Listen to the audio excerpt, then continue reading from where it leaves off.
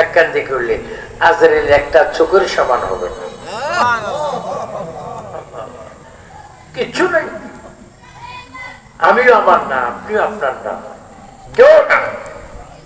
আজরাইল আসে তোমার আমার সামনে দাঁড়াবে, হুজুর সভাপতির সামনে দাঁড়াবে, উলামায়ে কেরামের সামনে দাঁড়াবে, আবু সুফিয়ান খান আবিদি আল কাদির সামনে। আজকে কত 25/9/2025 সালে আজরাইল সে দাঁড়াবে, আমার আপনার কথা বলার কেউ থাকবে না। রাসূল পাক বলেন, ওই দিন তুমি মা পাবে না, বাবা পাবে না, নানা পাবে না, দাদি পাবে না, দাদা কেউ পাবে না। সেই দিন কেউ পাবে না তোমার সামনে, তোমার মৃত্যুর সময় কেউ আসবে না।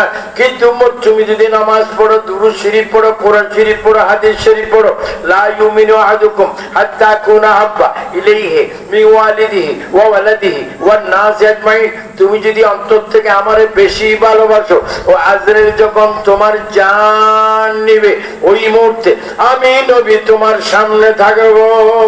সুবহানাল্লাহ।